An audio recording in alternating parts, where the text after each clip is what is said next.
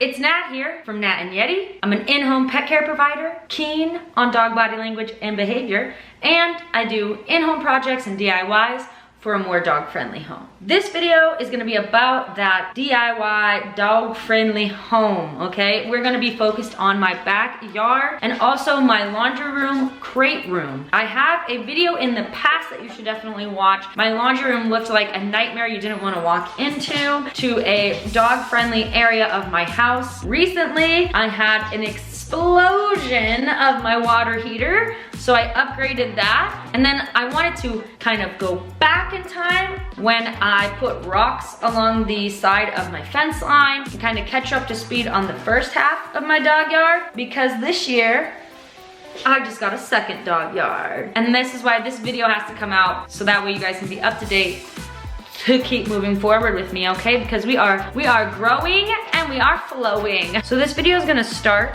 in my laundry room. This is an image of what the floor looked like after the explosion.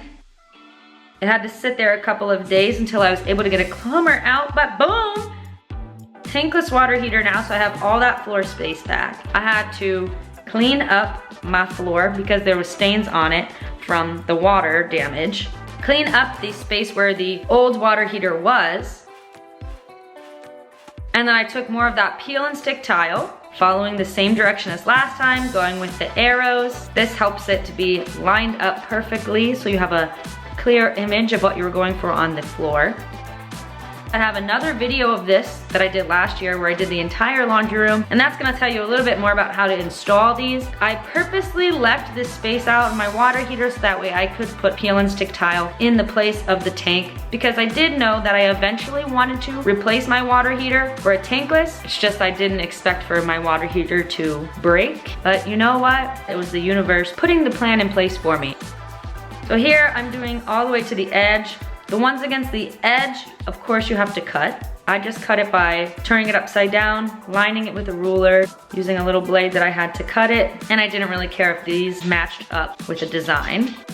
Next, I had this ugly gap from the floor to the floorboards. So with just dollar store acrylic paint, put some white paint on my fingers, kind of filled in that gap so it looked nicer. I'm not too worried because I will be, you'll see in a moment, placing the dog crates in this area. That paint washes off really easily. So this first crate that I have here is a 36-inch crate. They're all very easy to install, and all of my dog crates do have double doors. I have an Amazon storefront that will be linked in the description, and on that list you will see dog crates if you feel like purchasing them yourself. All of the rest of the dog crates in the room are a 42-inch dog crate. As a pet care provider, I just would rather have larger crates a variety of sizes can fit into.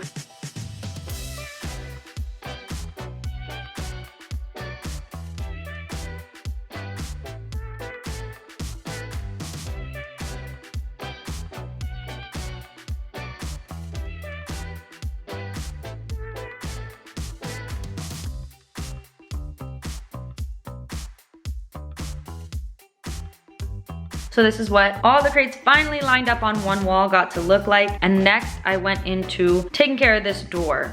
So originally, if you watched that laundry room makeover video that I have, you would see that I removed this door because I felt like the room looked so nice. I quickly learned that not all the dogs respected the baby gate in this area, so I decided to add back on that door, but I cut it in half. At first, literally by hand with a garden saw, so that was not easy. It took 4 hours, and I sat the door on top of dog crates to do it. Then eventually I was able to borrow a power tool from a client and get it done the more proper way.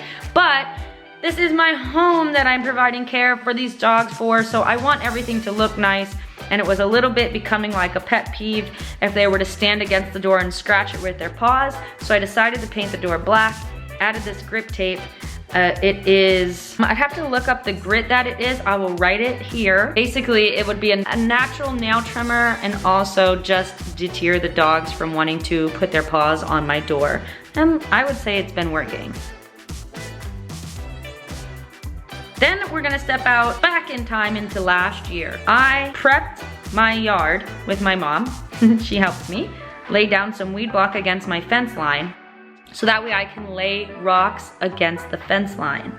Laying rocks against the fence line is good for a few different reasons if you have dogs. So for one, it is amazing aesthetically, obviously, you get that benefit. Two, it deters dogs from wanting to dig against the fence line. And three, I was hoping that they wouldn't want to poop on it. I had to wash every bag of rocks by hand because it had some sort of sandy stuff on it that I didn't know would be safe for the dogs. So literally bucket by bucket, I washed them and then I lined them in my yard by my fence.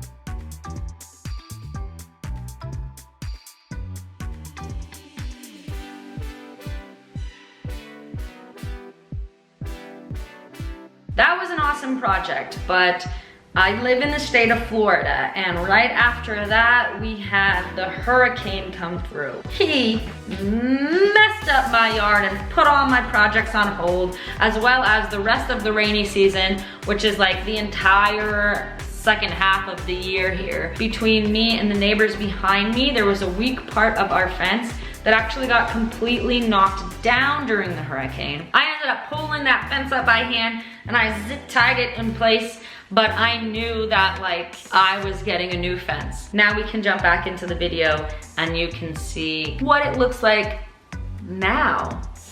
Or does it? Or does it already look different? Let's see.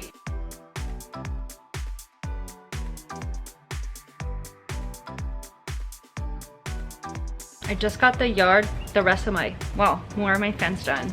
They're actually behind a screen, but I'm gonna film the dog's first reaction going into the new yard. Just my pups today. Go! Look at that, we're in the yard! We're in the yard! We're in the yard! Yeah! We're in the yard! We're in it! We're in! We have new yard! What are you guys doing? What are you doing? No, boggity.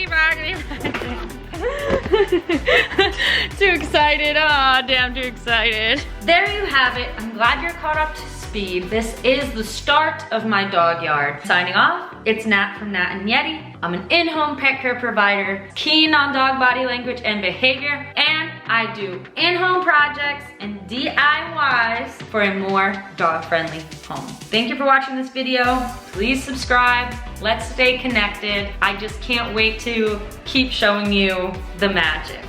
Have a wonderful day.